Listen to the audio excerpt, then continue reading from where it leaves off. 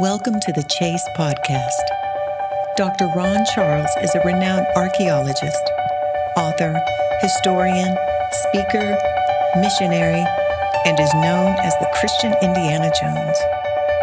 Dr. Charles has spent over 50 years researching and uncovering truths about Jesus Christ and information that proves the historical authenticity of the Bible. Gleaned from his years of tireless research, ministry, and archaeological work as the pages of the Bible come to life like never before. Visit cubitfoundation.org for Dr. Ron's books and information about this global ministry. Hello, I'm Dr. Ron Charles. Welcome today. We have been talking about Hezekiah the last couple of times, and the Word of God says that there never was a man before him that was as godly or after him. And but with that godliness also came some major challenges. You know, Hezekiah rooted out all of the evil in Judah, and he cut down all of the and destroyed all of the images and idols and things that people were worshiping, and he purified the priesthood. He even took down the brass serpent. You know, the back 990 years before this time is when the serpents began to play havoc with the people of Israel on their escape from Egypt. And those vipers are still very much in Egypt today, and in the Sinai desert. With our work in Egypt and in Sudan and Libya, we've seen them quite a number of times. And what they are is that they're a snake about this long.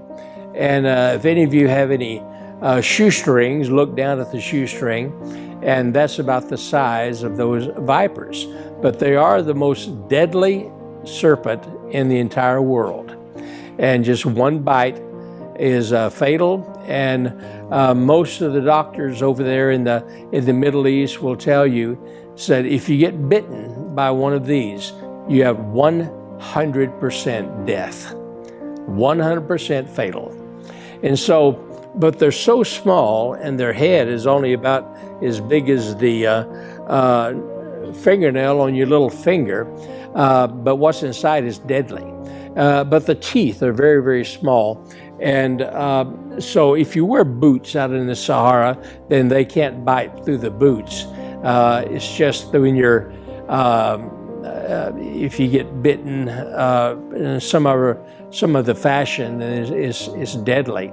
But if this serpent, this viper gets on your hand, what they do is this head will bob up and down, up and down, up and down, until they find a vein or an artery. Then they go down with their teeth or with their fangs into that blood vessel and inject their poison. And what happens after about 5 minutes, you begin to burn on the inside, like fire is going through your veins, and you begin to sweat, and then you begin to swell up. And what is happening is that the blood is becoming gelled. Your blood very shortly begins to look like Vaseline, and your heart pumps and pumps and pumps, and it just can't get the blood through your body, and that makes your body start swelling very quickly. And within 20 minutes or so after you're bitten, then your body is so swollen that the skin actually breaks open, and you have a fluid that comes out of the broken open skin, and then within the next 10 minutes, then it's 100% fatal. You die with your heart failure or whatever is the cause of it. And this was the same type of viper that the Israelites met in the desert, just south of the Negev desert, and there's where Moses was instructed by God to put up the brass serpent or the brass snake, and whoever looked on it, then they would be healed of their affliction, they healed of the disease caused by the snake bite. And so since that time, this is 990 years before this time of Hezekiah. So over the past almost 1,000 years, this image went from a symbol of God's grace and a symbol of his healing power into something to be honored, into something that was to be exalted into the highest level, into the level of worship. Not only would they worship this image of this servant, this serpent, because they said this is an image of God himself. And so when you worship the serpent, and this particular brass serpent, when you worship this, it's just like worshiping God. And an entire religion evolved around it. And in each city, each town, and each village had their own image of this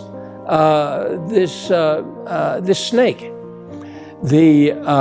The primary one was located in Jerusalem. That's where the original that Moses made was brought into Jerusalem, and there it had remained for almost 1,000 years. But each community and each village had their own image of this snake. And they would, if you're not able to go to Jerusalem, and you were required to go to Jerusalem at least one time in your life to pay homage to this serpent in the name of God. And but each village had their own. And around that also revolved a system of religion. They had their own priests. They had their own counselors. They had their own workers that worked on behalf of God through the image of the serpent. And Hezekiah says, enough is enough. And so he went throughout all of the land of Judah. After he, just within months after he was appointed to be king, he went through the entire land. Every city he went to, every village, every town, and he destroyed those images. And he told those priests, get yourself right with God, because this is not God. This is the image of a miracle that God provided. It is not him. It's not an image of him. And so for at least 4 years, he went throughout the entire country, and he destroyed the priesthood surrounding these serpents and the serpents themselves. Then he turned his attention to the big one, his attention to the one who had been around for 990 years, had been worshipped. There was a small temple that had been built and dedicated to this serpent and to this brass serpent. Finally, Hezekiah said, it's nehushta. This is nothing but brass. It's nothing. It is not God. It doesn't have the Spirit of God in it. It doesn't have the power of God in it. It is just brass. And he broke it to pieces. And as he did, he established his own power to be that servant of the Most High God. He did away with other idols and had burnt temples, brought them to the ground, high places, and the places where they worshiped other gods through various altars. He tore them down and he burned them. Now he was surrounded. As we explained before, the armies of Shalmaneser, the armies of Assyria. At least 150,000 were immediately around Jerusalem, and there was with those and the ones that were the auxiliaries, there were 338,000 Assyrian soldiers who surrounded the city of Jerusalem. Now, the Assyrians were quite fascinating. They not only did they have weapons that they invented, but they also were the very first ones in all of history to use animals as a fighting force. They would use lions as a lions brigade. They would also use elephants that they had as a fighting brigade. And the most devastating that they had were the war eagles. And the war eagles were very large. The type of eagle that they use, they are only now stuffed in museums. They don't exist anymore. They've become extinct. And it was dedicated to Avin, which was the eagle-headed god of war for the Assyrians. And this war eagle was devastating. He had a huge wingspan. The wingspan would go out at least 8 feet. And these eagles were just, they were deadly. And what would happen is that one Assyrian soldier would hold the eagle in place, and then they would begin to circle the walls of the city. And as they began to circle, then the eagle began to flap his wings. And as he began to flap his wings and get strength in his wings, then the guy the soldier that was holding him with the cord, and they would actually be lifted up for 10, 15, 20 feet. And as they went around the city, they were only hitting the ground only a few times as they went completely around the city, because the eagle would push them up and bring them just 50 feet, 100 feet to another side before they hit the ground again. And this rope that they used to hold the eagle with, it was called a quahike. A quahike in the Assyrian language. We called it a weight. And when Jesus was talking about you can't have God or mammon, that you either have the one or the other, and what he was talking about, be weighted and be pulled together with one or the other. And this is what Isaiah is talking about with this in the 41st, on the 40th chapter of Isaiah, when he says this: even the youth, verse number 30, even the youth shall faint and be weary, and the young men shall utterly fall. But they that wait upon the Lord shall renew their strength. They shall mount up with wings as eagles. They shall run and not be weary, and they shall walk and not faint. They that wait.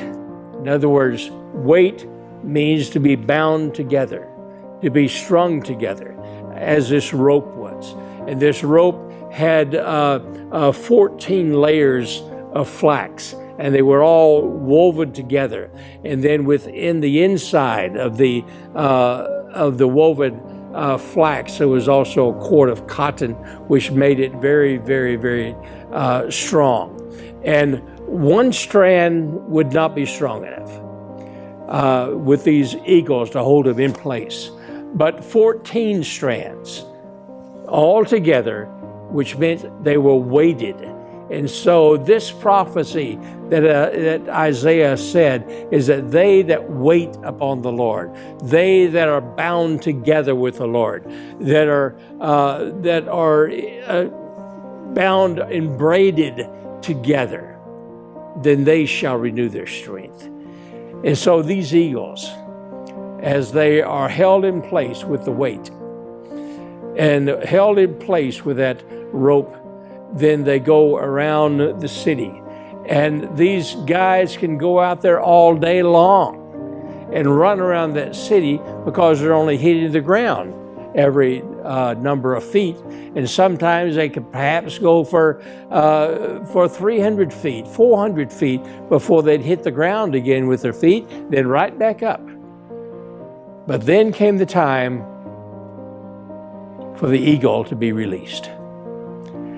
And when it was time, they would release the weight, and that eagle would begin to shoot straight up into the air. And he would go up till he was almost out of sight. And then he would turn and begin to dive at almost 60 miles an hour. And he would dive and pick out a target on the inside of the wall. And he would hit that person and absolutely knock their head off, literally. The Assyrians had 1,700 war eagles.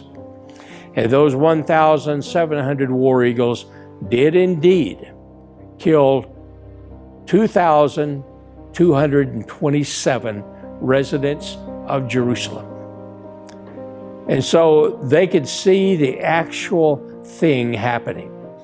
Isaiah then prophesied by using this thing that they saw every day, that they were anticipating, that they saw with their own eyes, and he made it into a spiritual lesson. They that wait upon the Lord, they that are tied together with him, that are braided together with him, and they're totally encompassed in him, then they will run and they'll not be weary. They'll walk and they'll not faint. And they will indeed mount up with wings as eagles. And they will then have the potential and have the power to defeat the enemy, regardless of how experienced, how dedicated, and how determined that enemy is going to be. And so Hezekiah, through the natural circumstances of being the victim of the Assyrian army, did indeed understand what waiting on the Lord is actually all about. Now for us, when we are ministering in the Islamic world, ministering in Egypt, Sudan, Iraq, Syria, Libya, then we have learned this lesson. We learned that if you try to do it by yourself, you're going to get run over and you're going to become a victim of the enemy that's out there. And there are many times that we have to just back off for a couple of days, spend that in prayer and fasting, just for one purpose only, and that's to make sure that we are tied together with Christ, tied together with him. Because if you're tied together with him, then there is no attack of the enemy that's going to overcome you. That has done very well for us through these 30 years of ministry in the Islamic world. There have been times where we didn't know if we were going to make it through the day. There were times that we didn't know that we were going to make it past terrorism for the next 10 minutes. But God was always there. And you could always feel like we are braided together with him. You could feel his strength. You could feel his tremendous ability, his confidence that, guys, I got everything under control. You're wrapped in me. So let's do it. There's so many times we have been called in the middle of the night.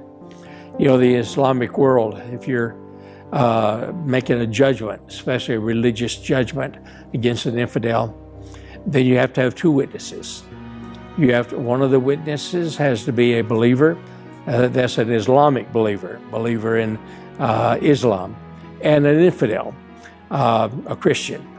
And I've been called to be that infidel many times.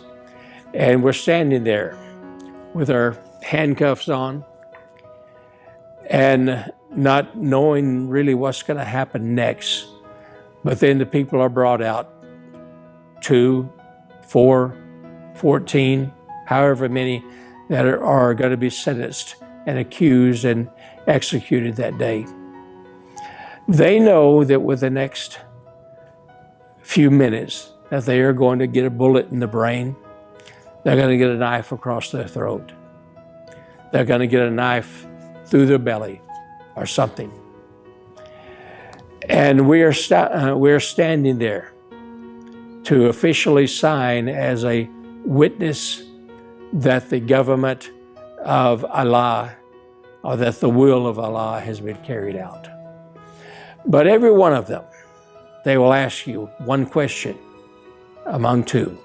They say, does Jesus still love me? And we can say to them, yes. Not only does Jesus love you now, he'll love you for eternity. Is Jesus still with me? And I can say, he'll never leave you. He'll never forsake you. He will be with you now and for all of eternity. Whether this is your last day on earth or you have another day to go, he will always be with you and he will always love you. And we're able to do that because we know that we are bound together, braided together with Jesus Christ. Hi, I'm Dr. Ron Charles of the Cubit Foundation. You know, we've been in Middle East for going on 30 years. And I would love to come to your church or your meeting to let you know what's happening in reality in the Middle East. And we'd love to come there and let you know what's happening, what the Lord's doing in that part of the world. So if you can contact us at thecubitfoundation.org, then we could come to your place. And if you would like to find out more about us, then go to www.cubitfoundation.org. Thank you.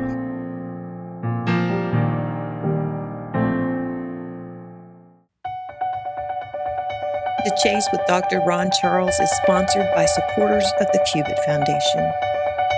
Visit cubitfoundation.org for Dr. Ron's books and discover how you can support this global ministry.